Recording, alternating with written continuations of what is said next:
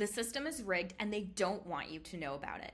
But here's the thing, you can flip the script. So let me show you how in this video. I'm going to show you exactly how to escape the trap and actually build that generational wealth. Let's get into it. The three things that you are going to learn in this video is number one, how the system is rigged against you.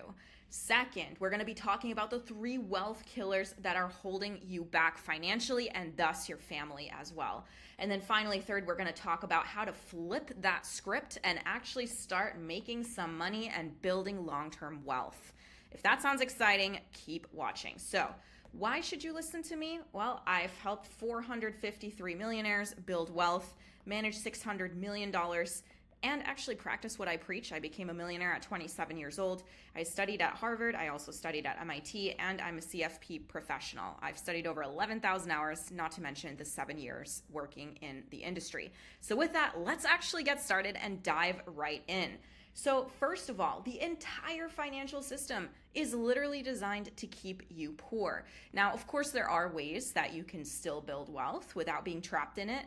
But for the most part, if you don't know the ins and outs, it's going to be really hard to get out of the system and build generational wealth and long-term wealth, right? Typically, it starts with you at the bottom, and your money gets transferred to the banks who profit from you, corporations that profit from you, and the employer that profits from you. And I'm going to be talking about each and every one of these. So all of these players here, right? Banks, corporations, and employers, they profit when you stay broke and stuck. And we're going to flip that script today. So here's why I care about this. I personally saw my grandparents lose everything, all of the money that they always built every single year for over 70 years. They lost it all within just a few months.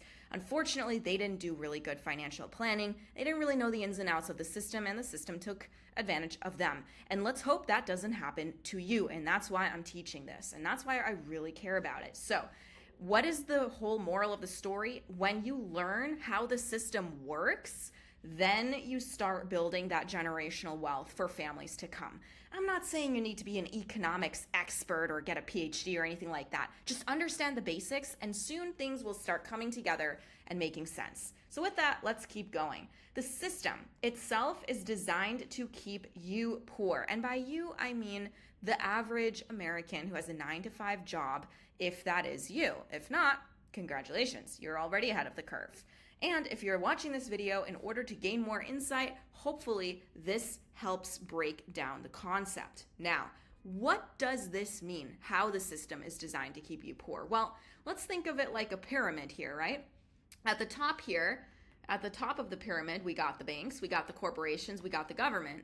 Generally, they're profiting one way or another. Government, maybe not so much, right? Because government technically isn't supposed to profit. But if we zoom in, for the corporations part, yes, they profit, and the banks also profit. And I'm going to be talking about how they profit. And unfortunately, at the bottom of this pyramid, the 9-to-5 worker who is hard at work, spending good time, being honest, paying their taxes, etc. That's you. And why are you at the bottom of the pyramid? You're working. These corporations wouldn't be able to exist without you, right? These banks wouldn't be able to make their profits without you, and the government wouldn't be able to generate revenue without your tax money. So why are you at the bottom? That seems reverse, right? It should change. And we're going to be talking about how you can take control of that. So why do they actually want you to stay poor? I'm going to put a little sad face here because that's not how it's supposed to be, right? Well, first, banks, they profit when you're in debt, right? You might have heard of this before, and if you haven't, that's okay. How do they profit when you're in debt? Mainly interest payments, right? So if you have debt with the bank, we're talking mortgage, we're talking a home equity line of credit, we're talking any types of other, like maybe a credit card, etc. Generally, I want to separate credit cards from this conversation though. A car payment, for instance, a business, maybe you're starting a business and you have debt in order to finance that business. These are all examples of having debt and having to pay interest, right? And interest is how banks get wealthy, the interest payment, not the principal, the interest. That's how they make their money. And the longer you stay in debt, in other words, the longer you pay interest, right? So it all comes down to those interest payments, the richer they get. And that's why they've also, for example, extended the car payments, for example, from 3 years, then it went down to 5 years, or up, I should say. And then I think some of them are now 6 years or even higher than 6 years. Now, it's good for the consumer in one way, right? You pay less in monthly premiums, right? So you pay less per month. But it's also not really that good because you pay more in interest to the bank. Sorry if my handwriting here is not that good. So, right? So those are the two downsides. As your payment time period goes to, 6 years or more, that means, yeah, you do pay less per month in your monthly debt repayments, but you also pay more in interest overall. So what does that mean for the banks? Again, they profit. That is the whole point. So they want you to stay in debt. They're going to create these payment plans. That's why payment plans are also so popular, right? Yes, it means less of your cash up front, but for that you do have to pay interest somehow, or most payment plans have that, which means the banks get richer. That's the thought process behind it. Okay, so quickly, a pro tip, look at the interest rates. Generally speaking, the rule of thumb is if the interest rate is less than 10%, that's considered, quote, smart debt, right? So in other words, you don't really need to pay off that debt. So for example, if you have a car loan and that car loan is at like 3%, you don't really need to pay it off, right? I mean, 3%, you can make more money in the stock market, right? In the stock market, if we're looking at historical returns, we're going to see about, 7% to 10% in the S&P 500, right? And I think that's over the past 50 years or so. So what does that mean? You make more money here, right? You make more money in the stock market. So if you do have a car loan at 3%, keep it, pay the minimum.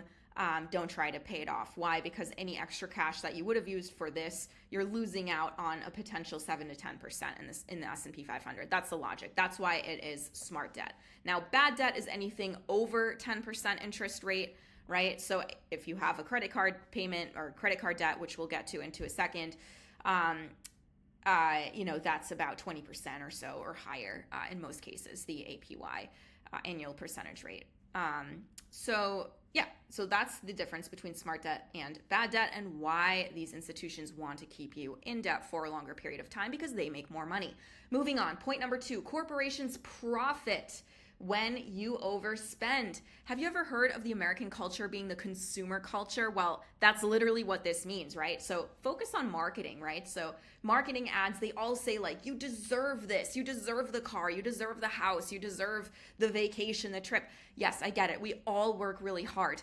You, me, everyone. Most people are very hard workers. They sacrifice time with their family, their friends, doing things that are fun for work in order to make money. So yeah, I get it. There is this deserve type of mindset, but when it's this type of really expensive car, at least back in the day, this is an older ad as you can see, but back in the day, this was relatively expensive, and it says you deserve it. So anyone who kind of falls into that mindset and is like, okay, I just studied for 6 years to go to medical school or law school, and I do have a ton of student debt, but I'm also making a lot of money now in my new law job or in my new doctor job.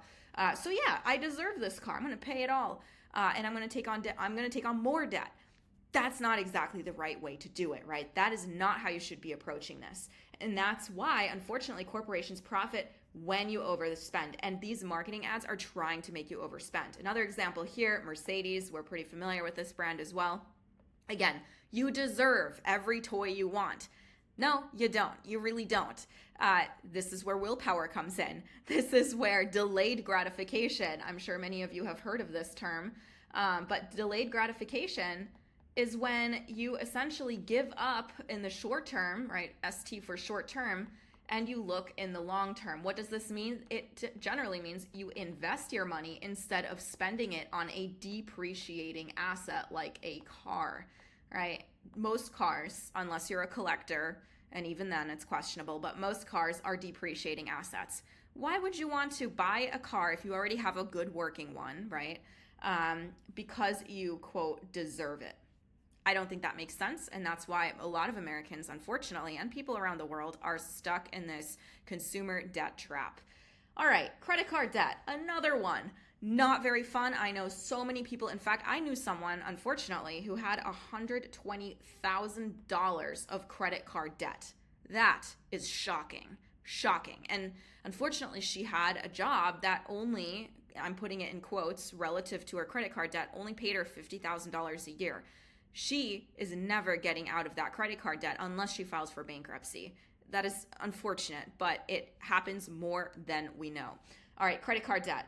It is a profit for them. Who is them? Corporations, banks, whoever issues the credit cards, right? So again, credit cards are very easy to use, right? It's a piece of plastic, and all you do when you see something, you swipe that plastic or you type in the numbers if you're using Amazon online, and you get it. And you don't really see the money leave your hands. And that's why it's so dangerous, right? So check this out. I thought this was really interesting. Total outstanding credit card balances, right? So this year's per credit card. So how much, like think to your credit card balance if you have one. How has that changed over time? Has it increased? I mean, here, according to this graph, as of Q4 2024, so this is December, as of December 2024, because it's measuring years and we didn't finish Q1 yet for 25 at the time of this video, the trend has been upward, actually quite a bit. Interestingly enough, I just wanted to point this out. If you take a look here during COVID in 2020, notice how the balance actually decreased. So there was an overstimulus in the economy. So if you remember back to the stimulus checks being sent out, checking account balances actually increased, meaning more money was put in the checking and savings accounts during this time. And credit card balances actually decreased because people were able to pay off their credit cards. So very interesting fun fact. But yeah, overall, so this year is COVID, past COVID. We're now 4.5 years later. And trends have ticked up. Of course, in part inflation, maybe the economy is slowing down a little bit. Companies haven't really hired as much. There's some hiring freezes, etc. So that might explain it. But still thought it was interesting to kind of show you how the outstanding credit card balance has changed over time. Moving on, which states' residents have the most credit card debt? I just thought this was interesting to see. I want to say Connecticut, if I remember correctly. I don't actually have the list here, but I believe Connecticut was the worst state, which is right here. And New Jersey's another one. But I believe Connecticut was number one. Or maybe is that number 50? I don't know. Whichever one shows the worst. But anyway, so interesting to see how the states kind of map out there. Now, also, another quick statistic. I just think it's interesting to share these statistics to kind of help you see where you are relative to others in the United States. The national average credit card debt. Okay, so the average debt per person in credit cards and unpaid balances is $7,200, right? So that did increase in in Q3 of 2024. And that is consistent with what we're seeing here in the trend. It is increasing. Maybe it was just by $100 or so, according to the statistic, but still it's significant. It shows that on average, the trend is increasing. And we saw that in the chart earlier. So what does that mean? It means people aren't getting paid as much, or people are spending too much, or inflation is hurting them, or a combination of things, right? Or people aren't being hired, or people are losing jobs. So it could be a bunch of factors contributing to that, but clearly they're not positive indicators, right? So clearly something is happening out there right now in the economy. So now let's talk about interest rates, because we were just talking about how interest rates keep banks wealthy and unfortunately you, the consumer, poor. What are the different types of APR, average percentage rates, right, for credit cards? So the average APR for the current credit card accounts is about 21.4. The average APR for accounts that accrue interest, so these are unpaid balances, is about 22.8. So automatically, the interest rate is higher if you have a balance on your credit card. If you don't have a balance on your credit card, okay, the interest is lower, but it doesn't matter. The interest could be 5,000%. It wouldn't matter because you don't have an unpaid balance. You're paying everything every month, so you're in good shape. And then finally, for new credit card offers, so new credit cards that are going out to market, take a look at this, 24%. That is a lot. So be careful when you take out a new credit card. If you take out a new credit card with the intention of paying it off, fantastic. But if you are not taking out a new credit card, or you are, but without the intention of paying it off, you want to think twice, because this interest rate right here is how the banks get money, right? That's exactly how it happens. Also, quick breakdown. Not every credit card is equal. What do I mean by that? There are different types of credit cards. There's your standard credit card, right? So the consumer credit card, but then there's something called a 0% balance transfer, no annual fee, right? So there's some credit cards that don't actually have a fee per year. Rewards points, cash back, travel. So if you have like Southwest Airlines, for example, you get travel rewards, or airline credit cards, hotel. We got Disney credit cards. I mean, it goes on and on. So there's many different categories, right? And each category actually has a different type of APR, minimum, maximum, and average. So right off the bat, I'm looking for the maximum, and you can see that so secured credit cards are the highest. Secured credit cards, these are credit cards that essentially have some sort of collateral, like money, backing up the debt. So that is why it's 26%.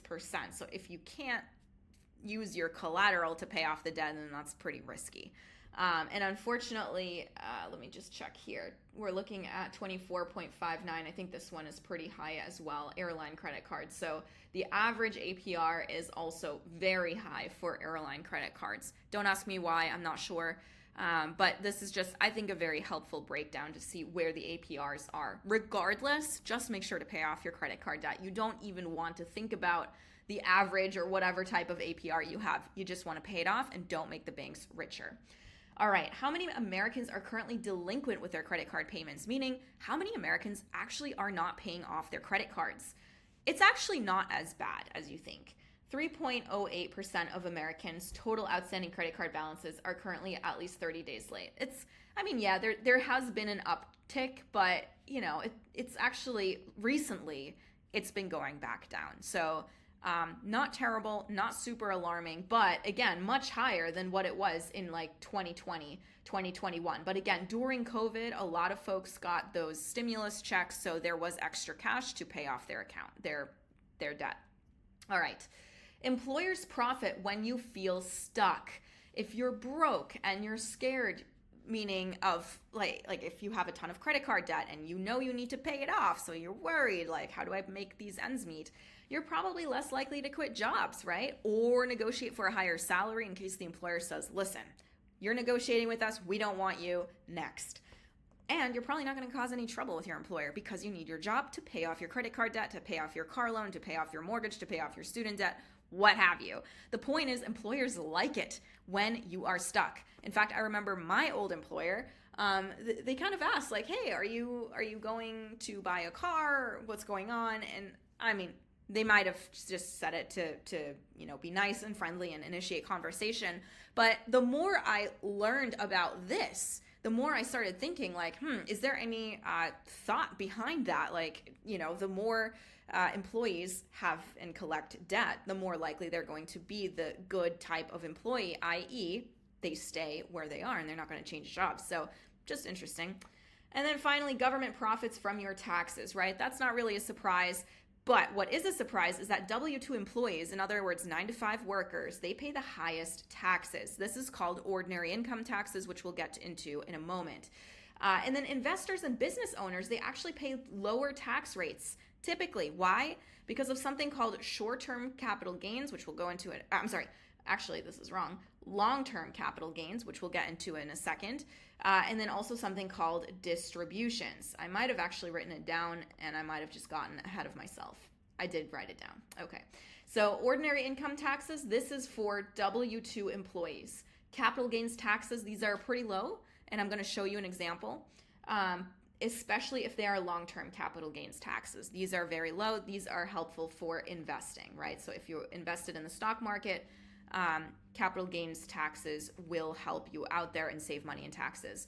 And then business distributions. So if you are a business owner and you organize you structure your business as an S Corp, for instance, then you can actually take distributions, and distributions are taxed at a lower tax rate than ordinary income. This is where you want to have an accountant, by the way. Okay, so what are the wealth killers? And so I have like a little thing here, cue the scary music, dun dun dun. So the first one is inflation. Believe it or not, inflation actually isn't that bad. And I wanted to show you this chart. A lot of people like speak about inflation, being awful. I mean, yeah, it is, but it's not as bad as I think some of us think it is. So at one point it did peak at 9%. Now it kind of trickled back down. Right, so I want you to take a look at the blue line, which is wages, and I want you to take a look at the black line, which is inflation, right? So actually, what this is showing is that wage increases have outpaced inflation, so at least as of late. So it might have not felt like that when in 2023, early 2023 might have not felt like that, but now in 24, 25, that spread has changed, right? So now wages are outpacing inflation. So just something to keep in mind.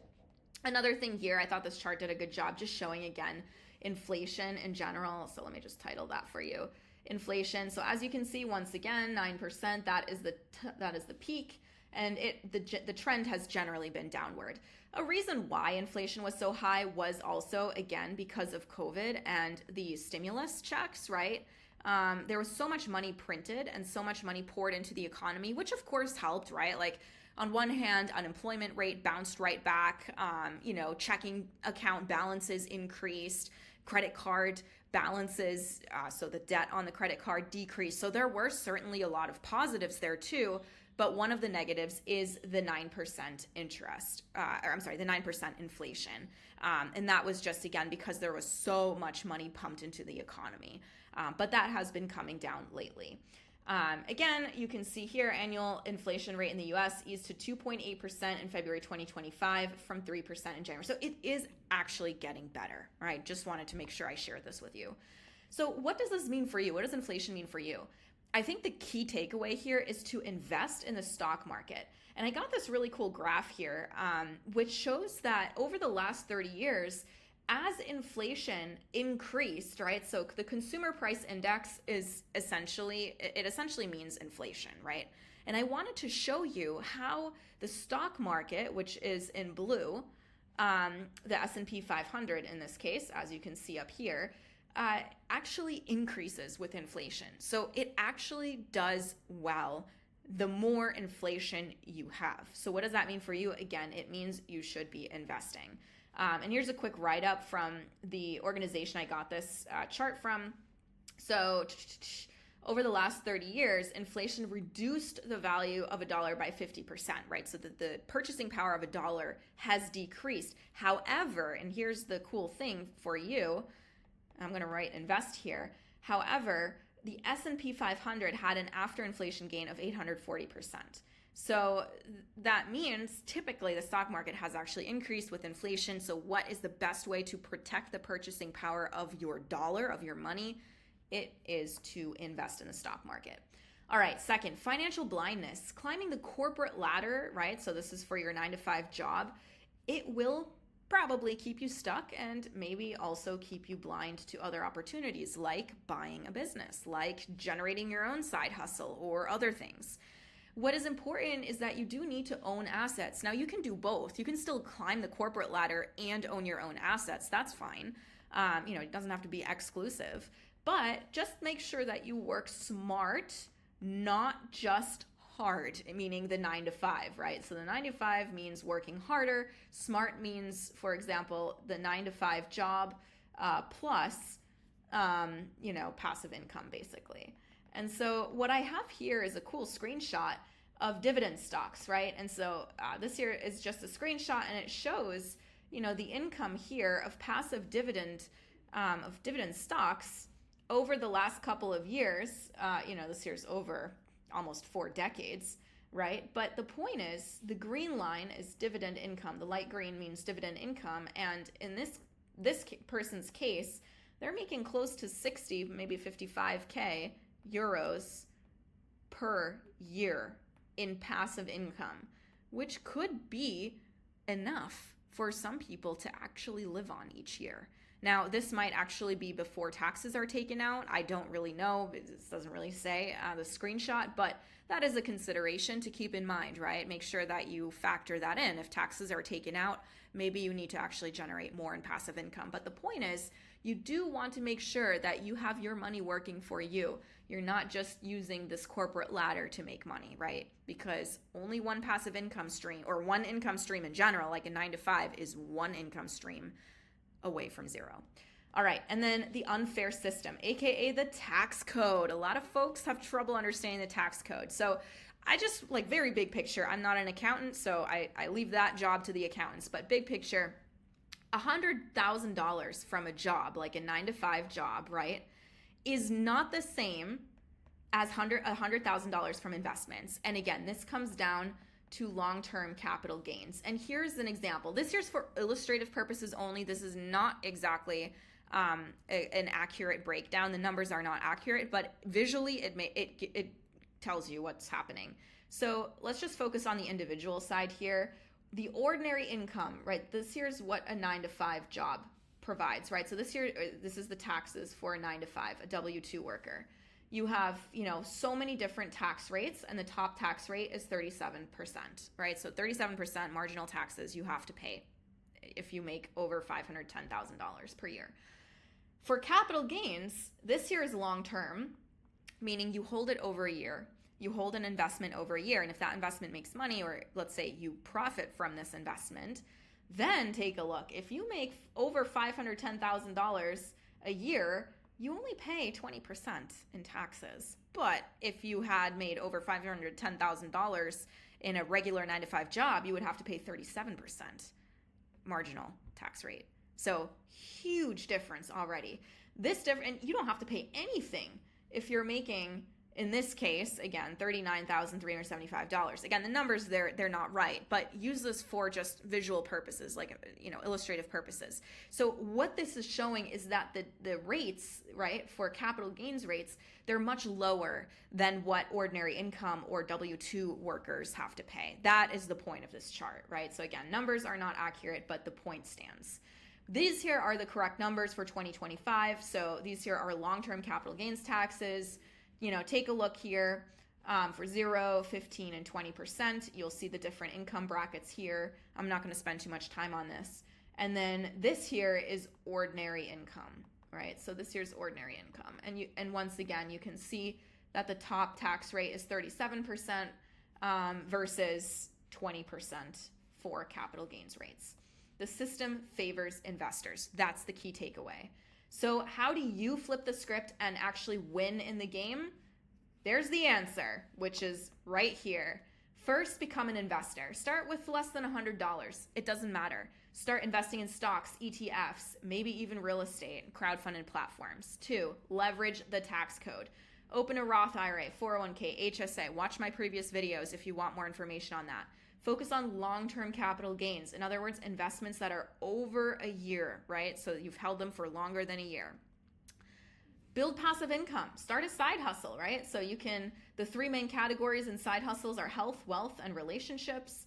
You can find your niche, and once you find your niche, talk to your audience and then build something, whether it's an ebook, whatever it is. Watch my videos for more info on that. Buy dividend stocks and buy and/or rent real estate. There's a cool platform here, Seeking Alpha. I use this a lot for dividends, so it really does help me do a great job on stock analysis or market data. I personally use them a lot. Feel free to check them out or not. Fundrise is a great app for investing in real estate, and you can start, I think for as little as $10, you can start investing in real estate. It's a little bit risky, but you can try it, and there are some good returns, passive returns. And then spend like an investor. For example, every time you buy something, ask yourself, can I invest in this same amount of money in the company instead or in addition to? So for example, if you go to Starbucks and you buy a $5 latte, right? Instead, ask yourself, could I be investing that $5 into SBX instead of buying a latte? That's a good question to ask. So shift from that consumer mentality to the creator mentality, right? You create passive income, you create a business, you create a side hustle. You don't want to consume everything. That's how you're going to make money. So ultimately, oh yeah, M1 Finance is another app platform where you can actually get a credit card, and instead of a cashback reward, you actually get an investing. So like it actually invests the cashback reward for you into like whatever company you want, Adobe, AMC, which I don't recommend, Netflix, Spotify. I mean, they have a ton of companies. So here's what to do next. Number one, invest in yourself. Financial education. You're already doing this because you're watching the video, so congratulations. Start investing, even with a small amount, and take advantage. Open tax advantage investment accounts so you can take advantage of the tax code. The most important thing is to start today. Absolutely, start now. When you finish this video, start building your wealth now. So if you found this video helpful, please do the following. Like and share to help others. I bet they would appreciate it. Subscribe to my YouTube channel. It's _MMW for more cool insights. And then finally, please join my newsletter for more exclusive tips. The link is in the description. You'll love it if you like this video. And again, your bank accounts will thank you later. Thanks, guys. Bye-bye.